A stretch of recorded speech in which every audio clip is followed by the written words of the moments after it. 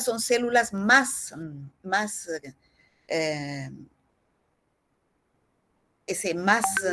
¿cómo se puede decir? La procariota es más simple. En cambio, la eucariota es célula más compleja, como son los parásitos y son los hongos. Deben saber identificar cuáles son los componentes obligados y facultativos de una célula procariota, que es la bacteria. Y deben saber describir la composición y funciones de cada uno de esos componentes que tiene una célula procariota. O sea, la vamos a presentar a la bacteria o célula procariota en todos sus componentes y vamos a decir para qué sirve cada uno de sus componentes. Entonces, empezamos. ¿Qué son los microorganismos? ¿De dónde vienen? ¿Ustedes piensan que recién se han descubierto los microorganismos? No.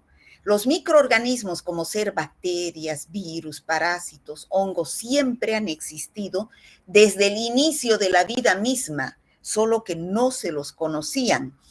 ¿Y qué es lo que nos hace suponer que siempre han existido? Porque se ha encontrado ADN de micobacterias en los indígenas americanas, ¿no? Se ha encontrado en los restos fósiles de la edad de piedra lesiones vertebrales degenerativas compatibles con una tuberculosis ósea que es producida por una micobacteria. Ya la Biblia nos habla de enfermedades infecciosas producidas por bacterias, como es la lepra. Entonces, todo esto nos hace suponer que las bacterias siempre han existido, los virus siempre han existido, la gente se enfermaba, la gente se moría y no sabíamos por qué, porque no los conocían. Entonces, recién fue que en el año 1847, Anton van Leeuwenhoek descubre el microscopio óptico. Y a través del microscopio óptico, que se llamaba lupa, podemos ver las bacterias, ¿no? Podemos ver las bacterias y entonces recién empieza a nacer la microbiología con los padres de la microbiología ya en el siglo XIX, como Louis Pasteur, que ustedes han debido conocer, o Roberto Koch, la microbiología, y estudian a los microorganismos en todo su nivel, ¿no? Empiezan a descubrir a grandes microorganismos como grandes enfermedades por los cuales la gente enfermaba y se moría, ¿no? Aquí tenemos que se empieza a estudiar la evolución de las bacterias hasta lo que hoy en día conocemos, que la microbiología es una gran ciencia de la biología que estudia a los microorganismos pequeños, que son bacterias, virus, parásitos y hongos.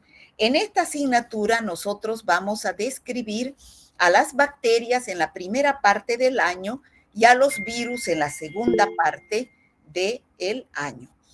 Las bacterias las vamos a llamar células procariotas y a los virus vamos a llamar, a los hongos y a los parásitos vamos a llamar células eucariotas, ¿ya? Entonces, ¿qué vamos a estudiar de los microorganismos, especialmente de las bacterias en esta clase? Su forma y estructura, cómo se reproduce, cómo es su función. Doctora, ¿sí? No está cambiando de diapositiva. No se mueve. ¿No he cambiado nada? No se mueve, sigue en unidad 1. No, doctora, nada. Sí, en el título. ¿Por qué no me dicen, pues, que ya ha avanzado un montón? Y no sé yo cómo podrá avanzar esto. A ver, así se ve, doctora. Ahora sí, doctora. Ahora sí. Pero es que he dejado de poner en presentación. Doctora, puede poner presentación y ahorita le va a salir grande, a ver. El otro, ahí está. A ver. ¿Ahora? No sale, doctora, en presentación. No uso, pues, yo Google Meet, yo uso el Zoom, pero ya. Pero ya se ve, doctora, ya se ve. Pero se ve porque no estoy en presentación, pues, porque estoy así solo en PowerPoint, sin presentar. Pero las letras son grandes, son legibles, doctora. Bueno, lo seguiremos así para no seguir perdiendo el tiempo.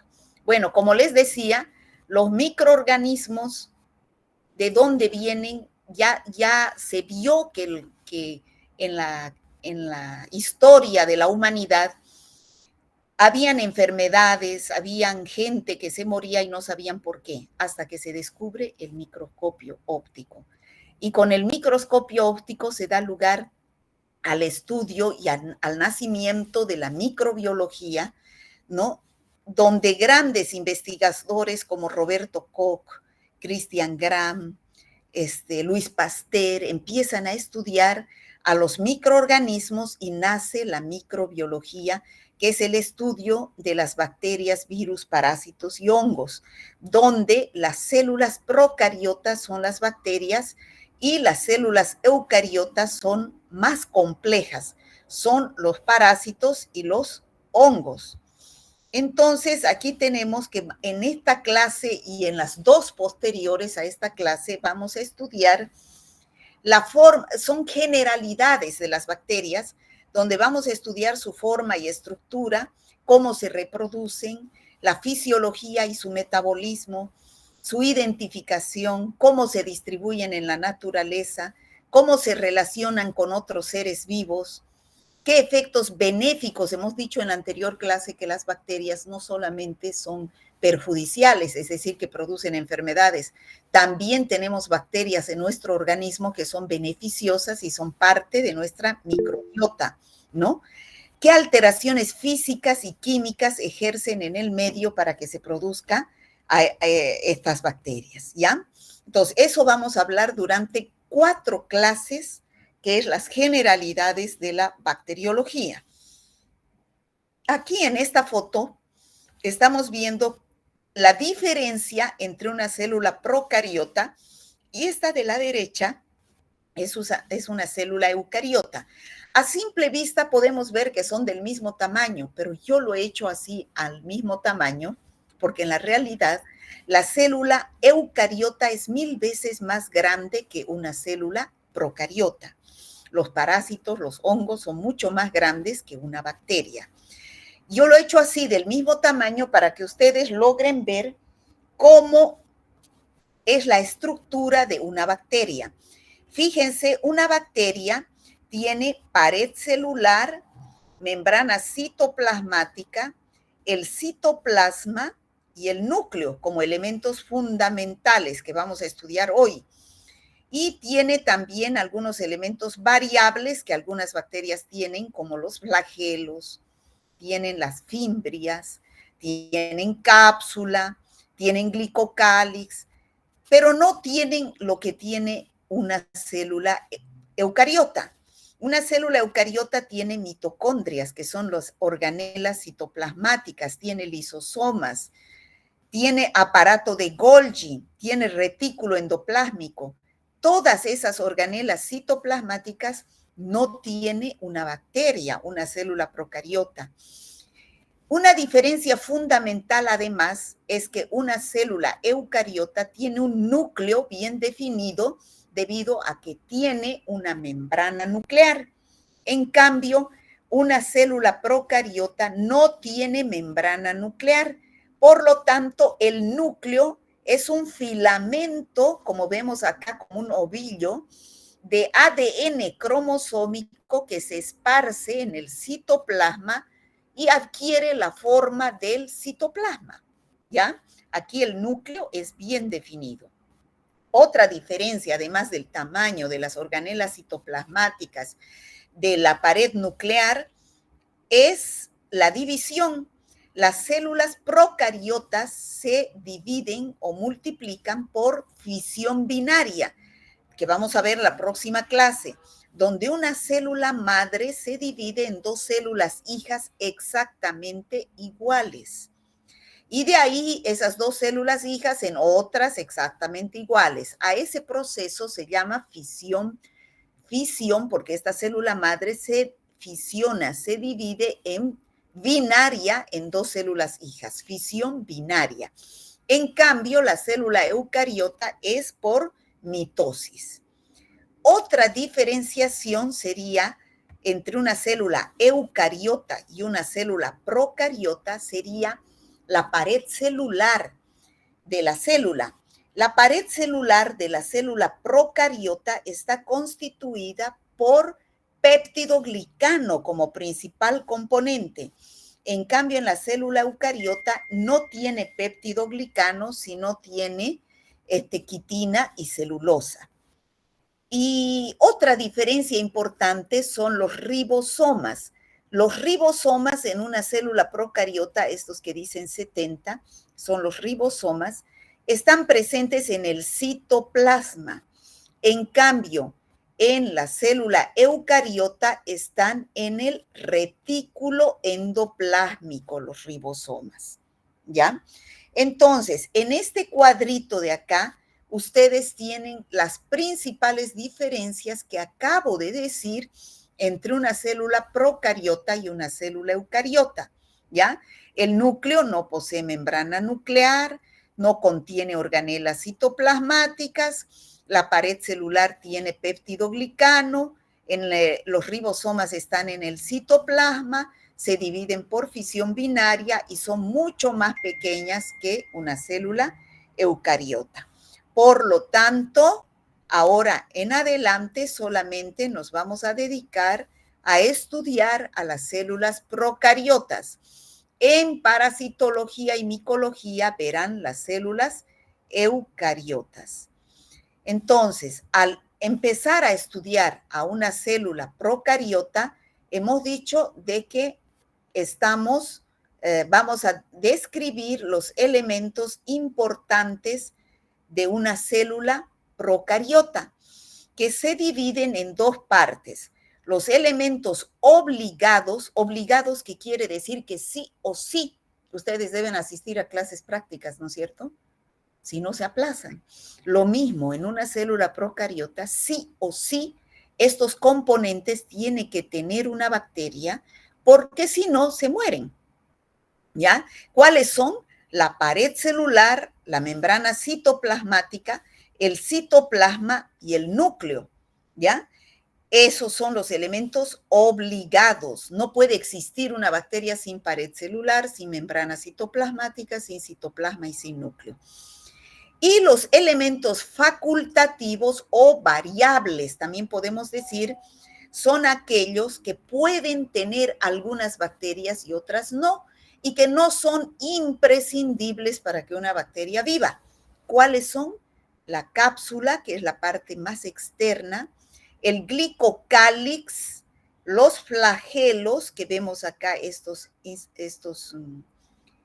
estructuras, las fimbrias, que acá no las vemos, y los esporos. Entonces, de ahora en adelante vamos a pasar a describir cada una de estas partes, empezando por la pared celular de la bacteria. En todas las bacterias, la parte externa está constituida por pared celular o membrana celular. Esta pared celular, como dijimos anteriormente, está constituida por péptidoglicano, en su mayoría. Las gram positivas tienen mayor cantidad de péptidoglicano que las gram negativas, ¿ya? Otro componente pequeño en las gram positivas es la mureína o ácidos teitoicos, ¿ya? ¿Qué funciones tiene la pared celular? Le da forma y le da rigidez a la bacteria. Evita que las presiones osmóticas del medio extracelular en el que se encuentre la bacteria puedan evitar destruirla, o sea, protege a la bacteria.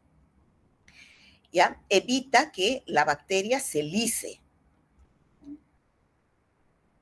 Esta es la composición de la pared celular de las bacterias.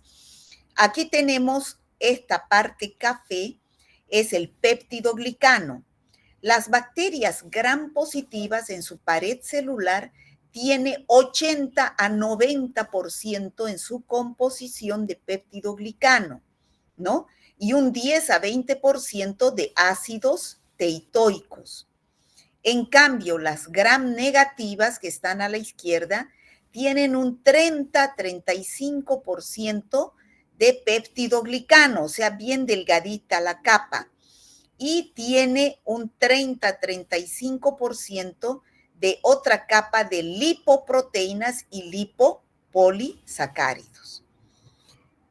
Entonces, haciéndolo más esquemático, cómo es la composición de la célula procariota, vemos que las gram positivas tienen 80-90% de péptidoglicano y las gram negativas tienen 30-35% y tienen lipoproteínas y lipopolisacáridos en igual proporción.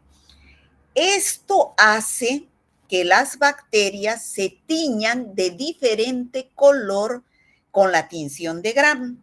Ustedes en la primera hoja, creo que es de su guía, tienen la clasificación de las bacterias por la tinción de Gram, donde la mitad de las bacterias están de color azul violeta y la otra mitad de color rojo fucsia. Entonces, las bacterias gram positivas, debido a que tienen mayor cantidad de péptidoglicano, entonces se tiñen de color violeta. ¿Por qué? Porque tienen afinidad por el primer reactivo, que es el cristal violeta, que eso no se preocupen en entender ahorita, que lo vamos a ver en tinción de Gram más adelante. Lo único que yo quiero ahora es que entiendan que la composición de la pared celular, la diferencia de la pared celular de las bacterias hace que podamos clasificarlas en gram positivas y en gram negativas. Las gram negativas se tiñen de color rojo porque son decoloradas fácilmente por el alcohol acetona y se tiñen con un recolorante rojo que es la safranina. Aquí tenemos cómo vamos a ver a las bacterias cuando tiñamos con la tinción de Gram. Las gram negativas de color rojo sean cocos son los redonditos que vemos arriba, y las gram negativas bacilos, que son así alargaditos en la parte de acá abajo. Y las gram positivas cocos, vamos a ver arriba, ya sea en racimos y en cadenas, los cocos gram positivos de color azul violeta, y los bacilos gram positivos, vamos a ver, de color también violeta, pero son alargaditos. ¿Para qué otra función tiene la pared celular de las bacterias? Aquí tenemos a un paciente que está enfermo en un hospital, posiblemente, digamos, tiene una neumonía. Al tener una neumonía, entonces, ¿qué se debe hacer? ¿Qué hace el médico para curar a este paciente? Hace un tratamiento con antibiótico. El antibiótico es un medicamento que va a ir a destruir a la bacteria que está produciendo la infección, ¿ya? Entonces, ¿cómo la destruye a la bacteria? Actuando por diferentes partes que son imprescindibles para una bacteria, como hay antibióticos que actúan sobre la pared celular, como ser los beta-lactámicos. Esto también lo vamos a estudiar cuando veamos creo que es en el tema 6 o 7, antibióticos, ¿ya? Hay otros antibióticos que inhiben la pared, otros actúan en la síntesis de proteínas, otros en la membrana citoplasmática, otros actúan o sea, al actuar sobre estas partes importantes de la bacteria, como ser la pared celular, no la destruye la pared celular, por lo tanto, no va a haber bacterias, se va a lisar la bacteria y el paciente se puede curar. Ese es el primer componente obligado de la bacteria. Ahora vamos a ver el segundo componente obligado de la bacteria, que es la membrana citoplasmática. Si ustedes se fijan acá, a ver, voy a ver si tengo otra foto. Acá. En esta foto, la pared celular tengo otra mejor. A ver si tengo por acá. No tengo. Acá. Esta es la pared celular. ¿Se ve? Se ve muy chico, ¿no? ¿Se ve esta bacteria? Sí, se ve, doctora. Sí, doctora. Fíjense cuál es la pared celular. A ver, la voy a copiar acá y la voy a colocar.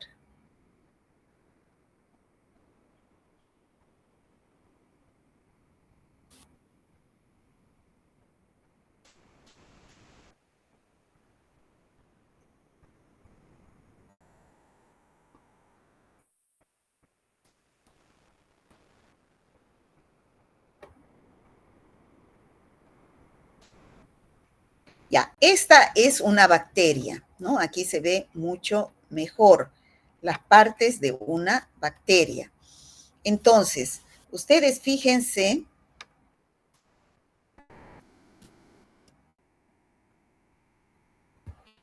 la pared celular de la bacteria es esta que está acá, pared celular, esta que está con celeste. Es una pared celular gruesa que protege a la bacteria. ¿Cuál es la membrana citoplasmática? Esta que está aquí adentro y que tiene unas invaginaciones que ingresan hacia el citoplasma. Estas invaginaciones hacia el citoplasma se llaman mesosomas y son parte de la membrana citoplasmática, ¿ya? Fíjense que entre la membrana citoplasmática, que es este celeste clarito, y la pared celular, que es este celeste fuerte, hay un verde oscuro. Este verde oscuro es un espacio virtual entre la pared celular y la membrana citoplasmática que se llama espacio periplásmico. O sea, no está pegada la pared celular a la membrana citoplasmática. Hay un espacio entre ambas que se llama espacio periplásmico, ¿ya? Y entonces esta membrana citoplasmática es la que vamos a estudiar ahora. ¿Cuáles son las funciones de la membrana citoplasmática?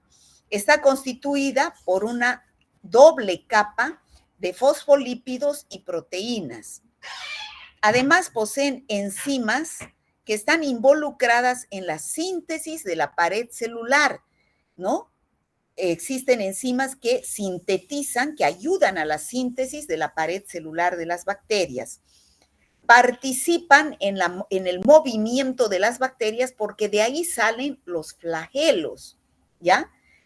Y también es una estructura sobre la que actúan otro tipo de antibióticos para destruirla y evitar que la bacteria viva, ¿ya? Entonces, aquí tenemos a los mesosomas, que hemos dicho que son invaginaciones de la membrana citoplasmática que entran dentro del citoplasma. ¿Está claro, chicos? Sí, doctora. Ya. Luego tenemos al tercer componente obligado de las bacterias, que es el núcleo. Entonces, ya hemos dicho que las bacterias no poseen membrana nuclear. Por lo tanto, ¿qué es el núcleo?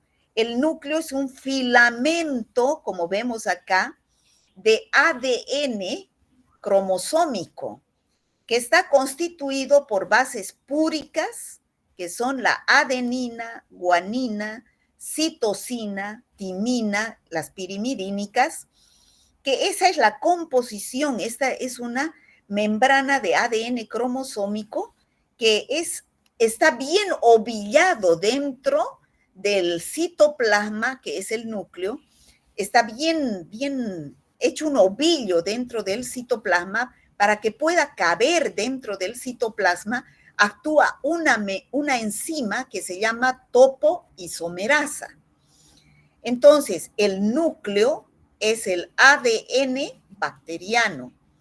Es importante porque es el que regula la genética de las bacterias.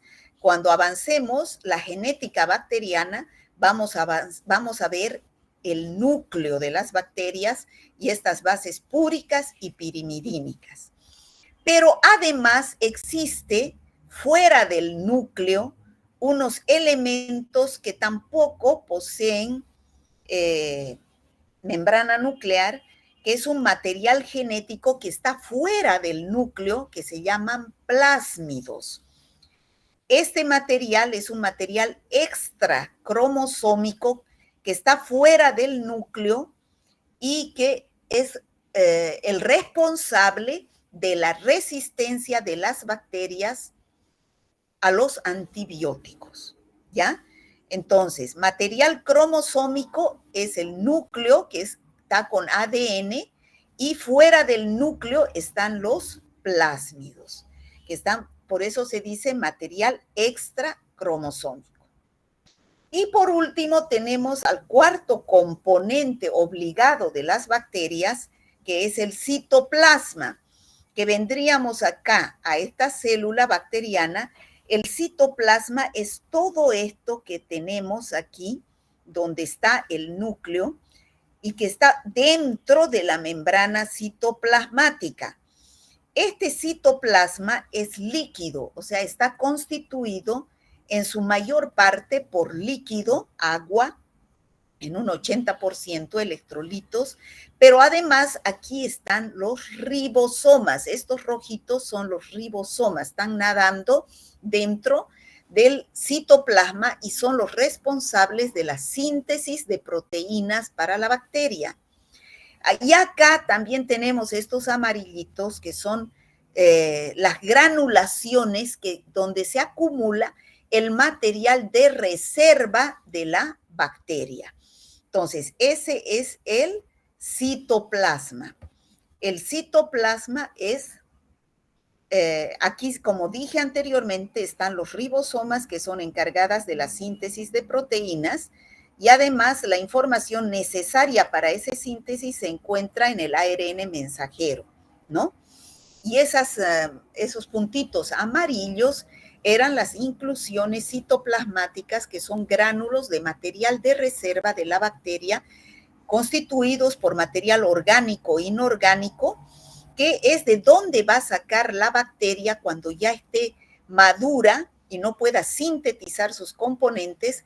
Como ese es material de reserva, esa va a ser la fuente de energía, ¿no?, de la bacteria. Entonces, habríamos visto todos los elementos obligados de una célula bacteriana o procariota. Entonces, para hacer un leve repaso de lo que ya hemos visto de esta primera parte, donde hemos visto los elementos obligados, que son 4, ¿no? Vamos a hacer un leve repaso. ¿Cuál es la diferencia entre una célula procariota y eucariota? Generalmente eso yo les pregunto a ustedes, pero si ahorita yo abro el micrófono, se me va a hacer una chacota. Entonces, para que les quede claro lo que hemos avanzado en este tema, ¿ya? Las diferencias entre una célula procariota y eucariota, las más importantes. La eucariota tiene organelas citoplasmáticas, que son las mitocondrias, lisosomas, retículo endoplásmico de Golgi, que no tiene la célula procariota. Segundo, la célula eucariota es más grande que una célula procariota.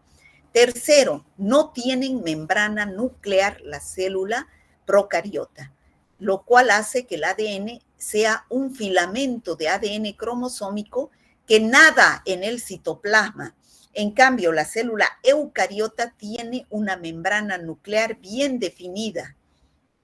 Luego tenemos la división. La célula eucariota es por mitosis, la procariota es por fisión binaria. Otra diferencia es la composición de la pared celular. La célula procariota, su composición es en su mayoría péptidoglicano. En cambio, en la célula eucariota es quitina y celulosa, ¿no? Esas son las principales diferencias entre una célula procariota y eucariota, haciendo un repaso.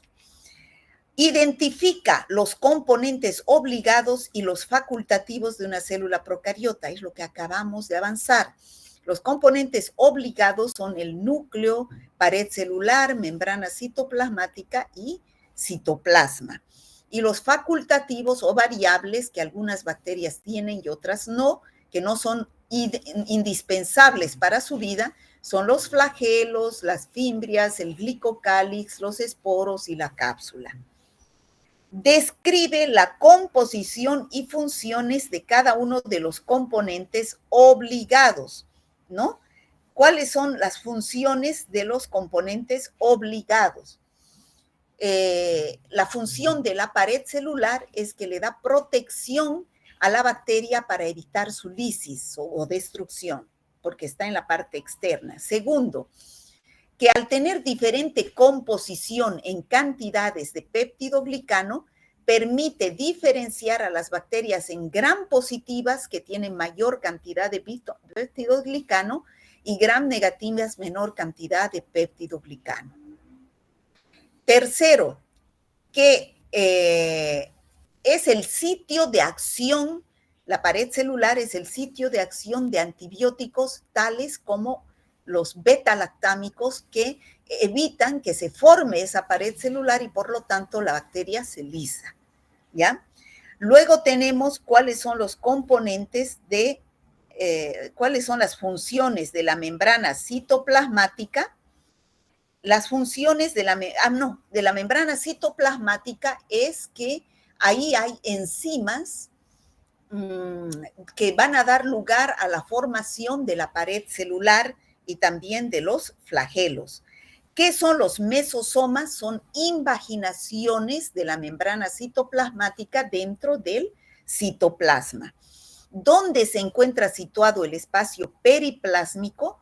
El espacio periplásmico se encuentra situado entre la membrana plasmática, ¿no? Y aquí, ¿qué es la microbiología? Es la ciencia que estudia a los microorganismos, bacterias, virus, parásitos y hongos. Entonces, esta estaría por demás, ¿no? ¿Cuáles son las principales diferencias entre una célula procariota y eucariota? Ya lo vimos. ¿Cuáles son los elementos obligados? De acuerdo a la tinción de Gram, cómo se dividen las bacterias en gram positivas y gram negativas, de acuerdo a la cantidad de péptidoglicano que tengan.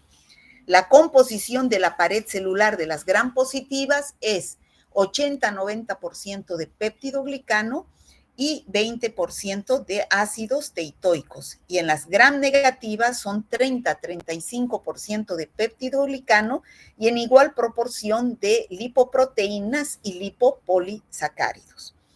¿Han entendido, chicos, hasta ahí esta primera parte donde hemos descrito las partes obligadas de una bacteria que siempre deben tener para que no se destruya y las funciones que deben tener? Sí, doctora. Ya. Sí, doctora. Entonces, ahora vamos a pasar a describir a los elementos facultativos de una célula bacteriana. Es decir, variables. Hay algunas bacterias que tienen cápsula, otras que tienen glicocálix, otras que tienen flagelos, otras fimbrias, otros esporulan, pero no es necesario que lo tengan. Pueden vivir sin tenerlo, ¿ya?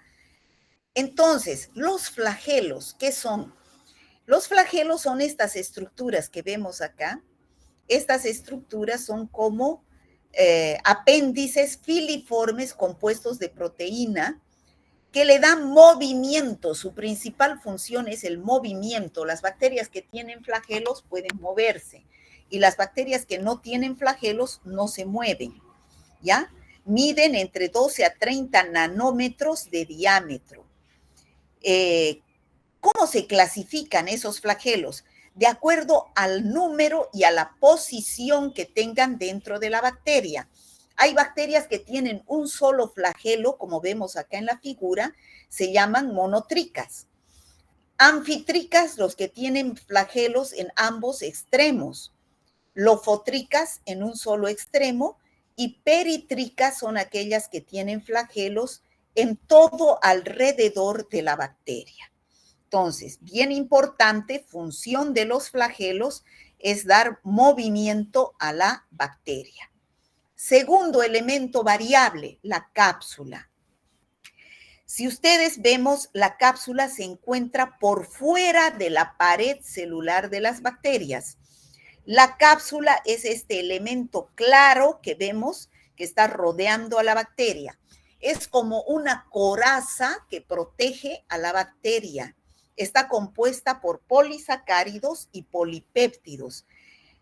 Las bacterias que tienen cápsula están más protegidas, es como una coraza, están más protegidas de los antibióticos, están más protegidas de los macrófagos que quieren fagocitar a las bacterias. Por lo tanto, cuando ustedes escuchen hablar bacteria que tiene cápsula, quiere decir que es una bacteria más mala, más virulenta, que más trabajo va a dar para eliminar a esa bacteria. Esa es la cápsula. Las fimbrias son estos pelitos llamados también pilis que ustedes ven acá, estos más pequeñitos, son rígidos, duros, compuestos de proteínas, ¿no? Que le dan la función de adherencia a la bacteria. Y no solamente tienen función de adherencia, sino también tienen una función sexual. ¿Qué quiere decir?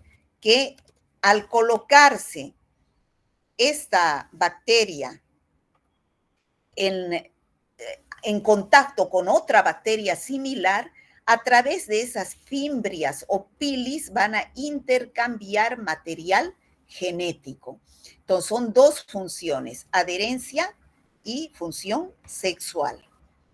Glicocálix. El glicocálix son estructuras, como vemos acá, que son como unos tallos, unas ramas que salen de la pared celular de las bacterias.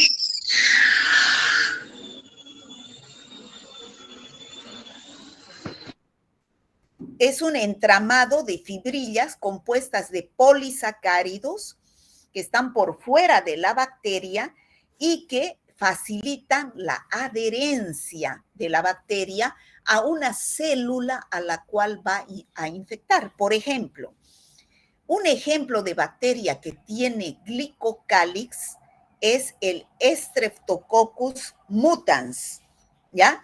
El Streptococcus mutans es una bacteria que al tener glicocálix se adhiere fuertemente al esmalte de los dientes de los pacientes y va a producir la caries dental.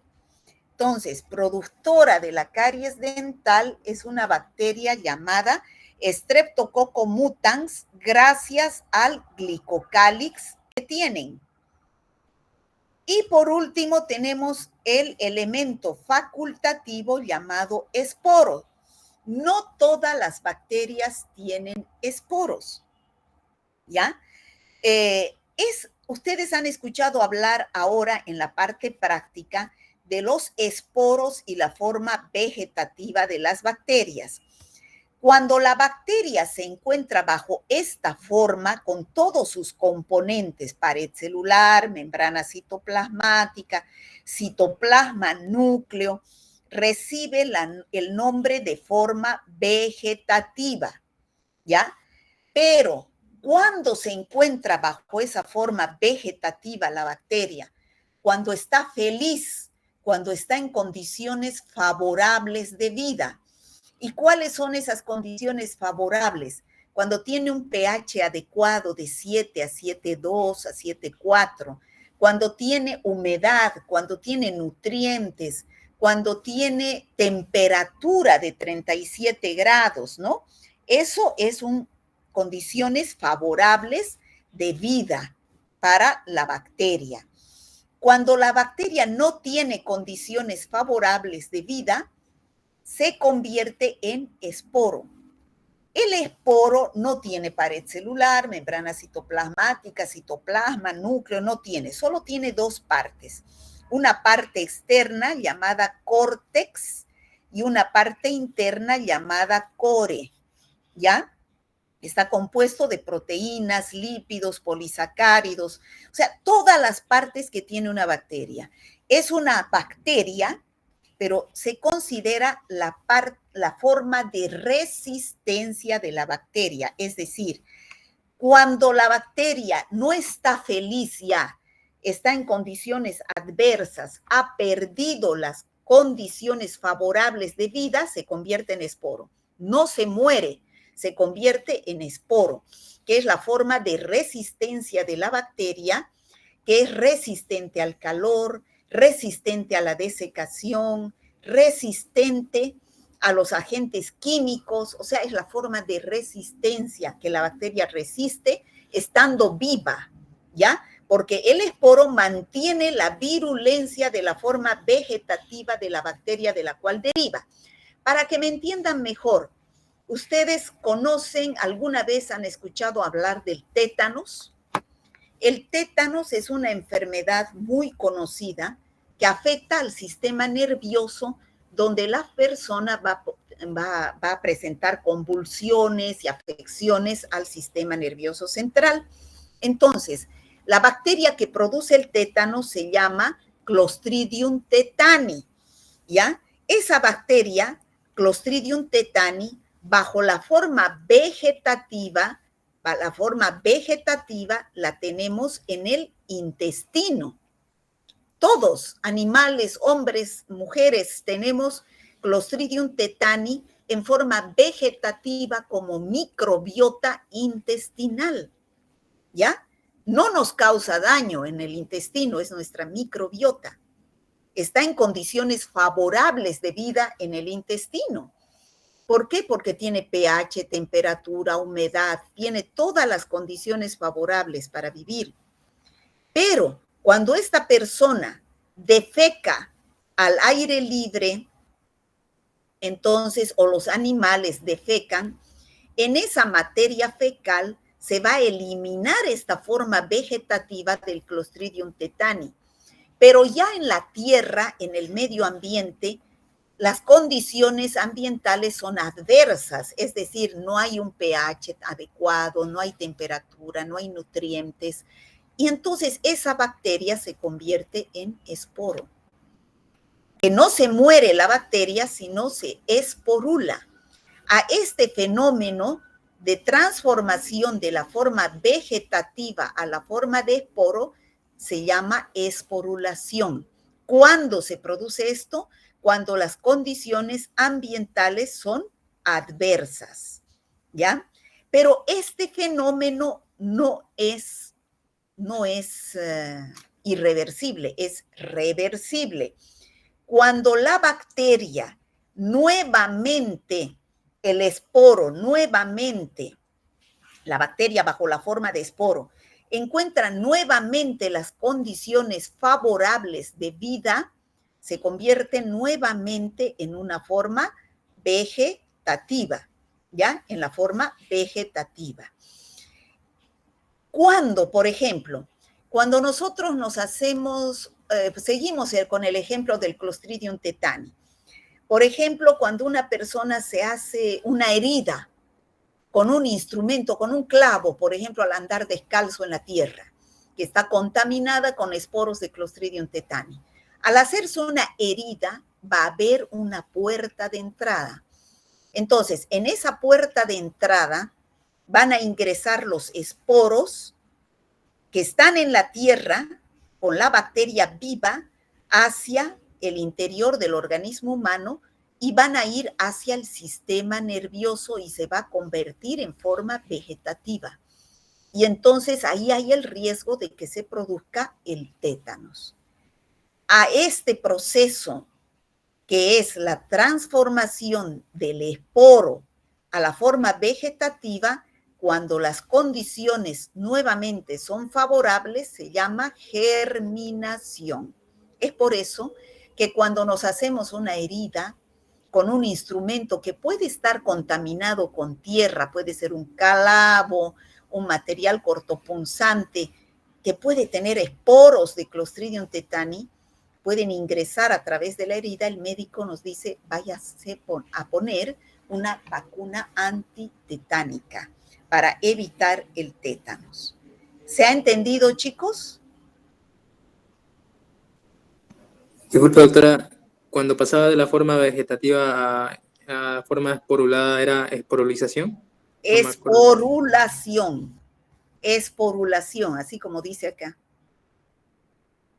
Esporulación. Y de la forma de esporo a la forma vegetativa, germinación. ¿Están viendo mis diapositivas? Sí, doctora. Ya, ¿se entendió, chicos? Sí. Entonces, ¿qué es lo que hemos hecho en esta clase? Hemos conocido la bacteria en su más mínima expresión. Ustedes en el microscopio no van a ver los esporos, no van a ver los flagelos, no van a ver el núcleo, no, porque eso se ve solamente con un microscopio de alta resolución como un microscopio electrónico. Para repasar esta segunda parte, ¿cuáles son los elementos facultativos de una bacteria? Fimbrias, glicocálix, esporos, cápsula, flagelos. La cápsula, ¿por qué está constituida? Por polipéptidos y polisacáridos. ¿Cuáles son las funciones de la cápsula? Dar protección y virulencia a una bacteria. Protegerla de los antibióticos de los macrófagos. Es un elemento de identificación morfológica de las bacterias. ¿Qué es el glicocálix? Son estructuras que salen por fuera de la bacteria compuestas de azúcares o carbohidratos como que tienen por función dar adherencia a la bacteria. Un ejemplo de una bacteria que tiene glicocálix es el Streptococcus mutans, que produce la caries dental. Los flagelos, ¿cuál es la principal función de los flagelos? Movimiento. Movimiento, ¿ya? Movimiento. Las bacterias con ese movimiento que es debido a los flagelos. ¿Cuál es la principal función de las fimbrias? Las fimbrias es adherencia y también tienen función sexual, a través de la cual hay intercambio de material genético. Un ejemplo de bacterias que tienen fimbrias es la bacteria que produce la gonorrea, la Neisseria gonorrea. ¿Cuáles son las partes del esporo? Core y córtex. Esas son las partes del esporo. ¿Qué es la germinación? La germinación es el paso de la forma de esporo a la forma vegetativa. ¿Cuándo? Cuando son condiciones favorables de vida. ¿Qué es la esporulación? Es el paso de la forma vegetativa a la de esporo. ¿Cuándo? Cuando son condiciones adversas de vida, ¿no?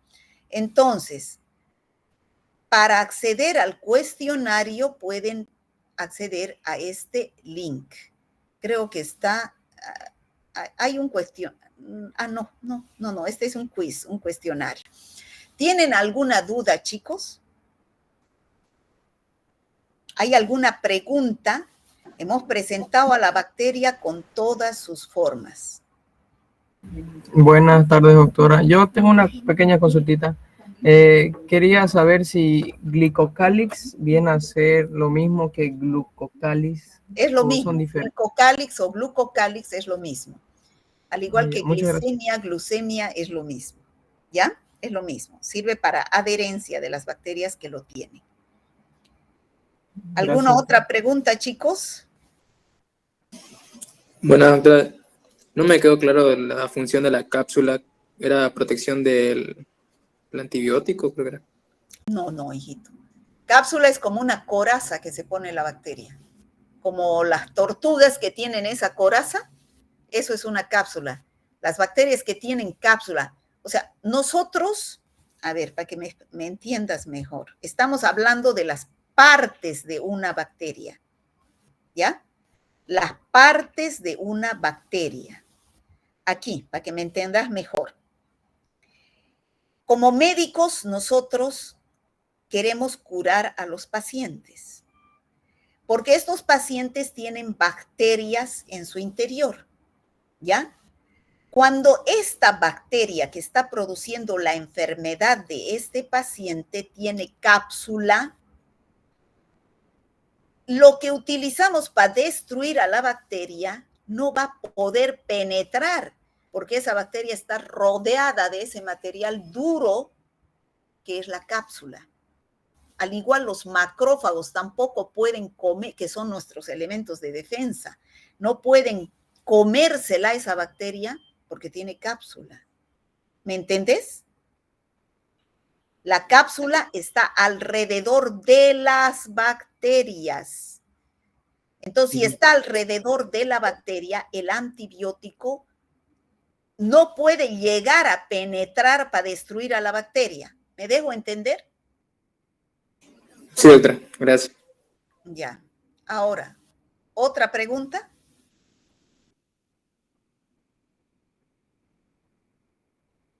¿Está claro, chicos? Sí, Sí, doctora. Bueno, esta es una bacteria vista al microscopio electrónico, que no tenemos, creo que hay uno en Bolivia, en La Paz, ¿no? Pero acá no tenemos un microscopio electrónico donde se pueden ver los flagelos, las fimbrias. Nosotros en el microscopio óptico que tenemos en el laboratorio, apenas las vamos a ver a las bacterias como coquitos o como bacilos de esta forma. Así vamos a ver a las bacterias, ¿ya? ¿Alguna otra pregunta, chicos? Entonces, si no hay más preguntas, la próxima semana en clase de teoría, bueno, los del grupo C1 han hablado de esterilización y desinfección a la carrera, ¿no? Seguramente que al principio mucho se tardó el auxiliar en explicarles, pero repasando con esto de la forma vegetativa y la forma de esporo, lo van a entender mejor lo que es la desinfección y la esterilización. Esterilización destruye toda forma vegetativa y esporo de la bacteria. Entonces ya no hay lugar a que haya bacteria en un material estéril, ¿no? En cambio, la desinfección no destruye a las esporas. Quedan esporas, solamente destruye la forma vegetativa. Entonces hay el riesgo de que encuentre ese material condiciones favorables de vida y puedan reproducirse las bacterias, pasar del esporo a la forma vegetativa. Vuelvo a repetir, la forma de resistencia que cuesta destruir es el esporo, ¿ya? ¿Está claro, chicos? Sí. sí, doctora. Bueno, la próxima clase vamos a hablar de morfología, división y crecimiento de las bacterias. ¿Algo más que quieran decir? Doctora, disculpe, buenas tardes. ¿Será que nos puede pasar la diapositiva, por favor? Hijita, tenemos, como dije yo, la primera clase, tenemos los videos de las clases en la plataforma. Ahorita todavía no están porque no he logrado actualizarlos, pero ustedes lo van a tener, los videos de las clases. ¿Para qué van a tener las diapositivas? Porque ustedes están viendo que mis diapositivas casi no tienen letras, más me la paso yo explicando. Entonces, es mejor que tengan el video con la explicación de la clase, ¿no es cierto? Sí, doctora, muchas gracias. Ya. ¿Alguna otra pregunta? A los que les falta guía, mañana a las 10 voy a estar ahí en la asociación dando las guías, ¿ya? ¿Alguna otra pregunta, chicos? Buenas tardes, doctora. ¿Vamos avanzando la segunda unidad de la guía? Claro, porque ya se ha avanzado la primera unidad esta semana. Entonces, la segunda unidad es la próxima semana. Es una unidad por clase. Gracias. ¿Ya? Bueno, chicos,